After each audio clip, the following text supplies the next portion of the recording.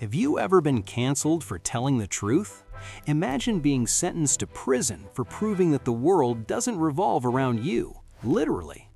Today, we're going to uncover how Galileo Galilei hacked the solar system with 2 pieces of glass and an audacity that almost turned him into an Inquisition barbecue. If you feel like no one understands you or that the system is rigged against your success, this video is your survival manual.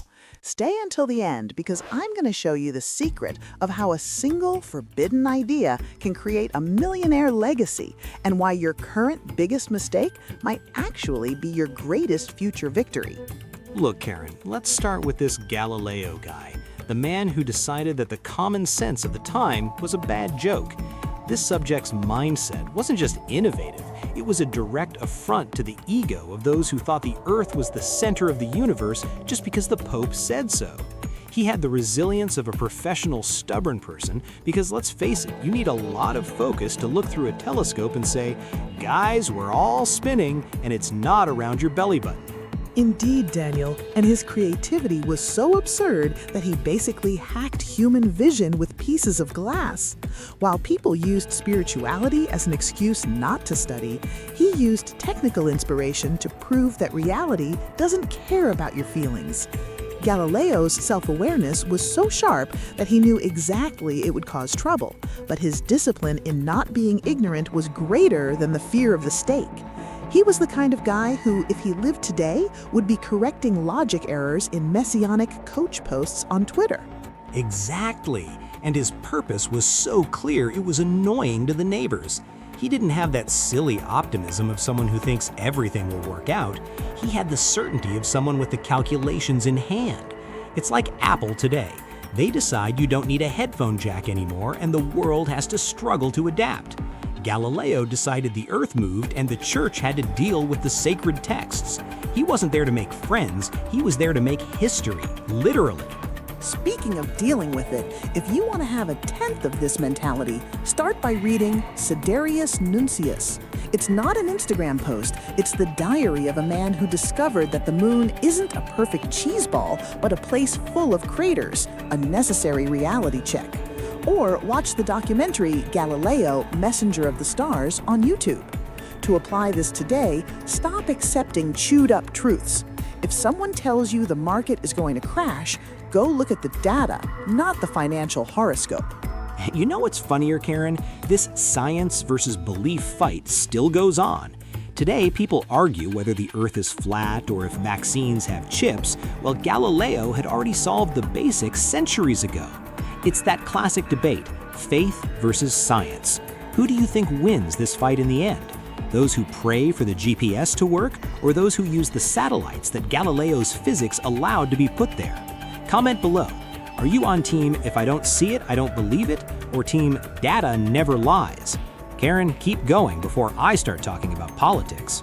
Daniel, if there's one thing Galileo didn't know how to do, it was playing it cool. His leadership was intellectual, but in interpersonal communication, he was a diplomatic disaster. He tried to use persuasion by writing sarcastic dialogues where the character defending the church was named Simplicio. Yes, Daniel, the guy basically called the Pope's argument simple-minded to his face. That's what I call a lack of empathy for those who have the power to burn you alive, don't you think? Indeed, Karen. His proactivity was a 10, but his negotiation skills were 0. He thought the truth sold itself. It's as if the CEO of Tesla, Elon Musk, decided to tweet that investors are all stupid because they don't understand rocket physics. Galileo didn't want collaboration. He wanted people to wake up to the fact that the sun doesn't care about our opinion. He practiced selective active listening. He only listened to those who had a telescope in their hands. And the worst part is he had influential friends, but his thirst for scientific success made him ignore the rules of the social game. To the young person listening, being a genius doesn't give you the right to be a jerk. We see this a lot in shows like Succession or The Social Network. The guy is incredible at what he does, but can't get through a Sunday lunch without causing a lawsuit. Galileo was the Mark Zuckerberg of the Renaissance, but without the legal team to protect his profile. Exactly. He didn't understand that sometimes to promote transformation and progress, you need to know how to play the game. If he had watched a TED Talk on emotional intelligence, maybe he wouldn't have ended up under house arrest.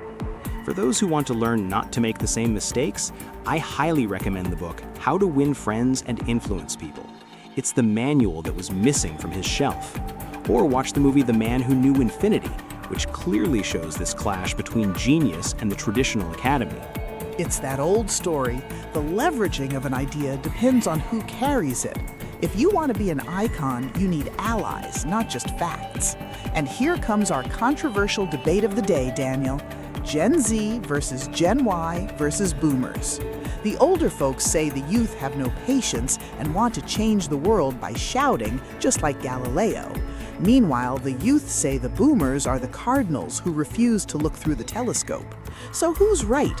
Respect for hierarchy or kicking down the door for the truth? Leave in the comments who the simplicio of your family is.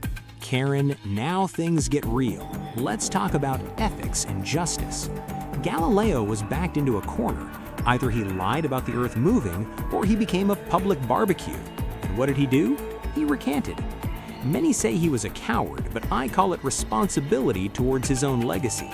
He knew a dead genius doesn't publish books. He had the character to whisper, "Eppur si muove," and yet it moves, as he left the courtroom. It's the peak of internal transparency, even if he had to fake it externally. It's the classic lose the ring, but save the fingers, right, Daniel? His integrity wasn't about dying like a foolish martyr, but about ensuring scientific truth outlived him. Today, we see giants like Volkswagen or Wells Fargo getting into ethical scandals for profit. Galileo faced an entire system for something much greater, the reality of facts. He teaches us that being ethical sometimes requires a strategy of silent survival so that progress isn't halted by fanatics. Precisely, and that rug pull he gave the Inquisition is the biggest plot twist in science. He pretended to accept defeat, but he had already planted the seed of doubt worldwide. For those who want to understand how to keep their posture in toxic environments, I recommend the movie Galileo's Judgment, or Bertolt Brecht's play Life of Galileo. It clearly shows how human justice is flawed, but the justice of time is relentless. He didn't need approval, he needed proof. Exactly. And if you want to apply this to your life, learn to pick your battles. Sometimes to keep your character intact, you need to take one step back to take 10 steps forward later. It's no use being the right person who gets canceled if you're banned from the game before winning. Visit the Museo Galileo in Florence, even virtually via Google Arts and Culture, to see how his truth survived in brass instruments while his judges' names turned into historical dust. And speaking of historical dust and battles, Karen, here's the controversy: absolute freedom of speech versus social media regulation. Galileo was censored by the regulator of the time, the Church, under the pretext of protecting social order. Today, we debate whether the government or big tech should decide what is truth or fake news. Who's to say today's Galileo isn't being silenced by an algorithm just because his truth bothers the status quo? What do you think? Is it protection or gourmet censorship? Karen, finish this topic before the Vatican sends us an email. Daniel, let's talk about success, but not the kind you post on LinkedIn with an expensive coffee. Galileo's recognition was post-mortem, which is a terrible business model for the individual, but an unbeatable legacy for the species. He didn't have financial prosperity at the end of his life. He died under house arrest. But his intellectual productivity was what enabled the growth of all modern physics. He is the true example that the value of an icon is not measured by a bank balance, but by the transformation he causes in the world. Absolutely, Karen. If NASA can land a rover on Mars today, it's because Galileo had the character to pave the way for Newton and Einstein. It's a long-term victory. Speaking of long-term and big corporations, look at the parallel with Amazon. Jeff Bezos started selling books in a garage at a loss for years, focused on the sustainability of the long-term vision. Galileo was the angel investor of modern science. He provided the seed funding of courage and data so that today we have this absurd technological leveraging. Exactly. And for those watching who feel unrecognized at work or college, learn from the master. Focus on developing something real. Progress is inevitable when you have the truth on your side. Want to see this in practice? Watch the series Cosmos, any version. It shows how the enabling of the human mind to observe the universe began with the stubborn man from Pisa. Or use the Stellarium app to see what he saw through his telescope. The tool is in your hand. The incentive is this legacy. And the income that Galileo generates today for Italian tourism and science book publishers is immeasurable. He became an inexhaustible source of inspiration. But here's the final question. What is worth more? Immediate success, being a Simplicio who agrees with everyone to get likes, or the mental independence of being a Galileo even if the world turns its back on you today? The multiplying of your impact depends on your courage. That's it. And to close with controversy, Daniel, meritocracy versus inherited opportunity.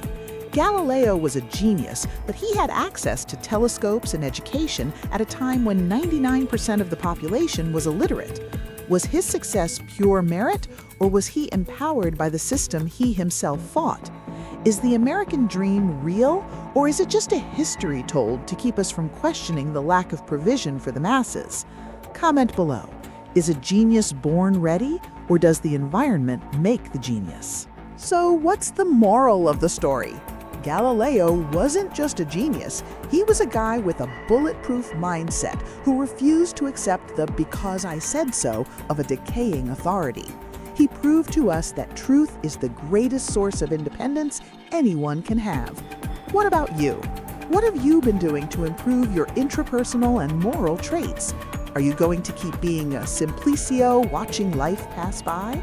Or will you have the discipline to be the author of your own revolution? That's right, folks. Stop procrastinating on your success. The world is full of people wanting to dictate which way you should spend, but only you hold the telescope of your life. Want some golden advice? Start applying this focus today.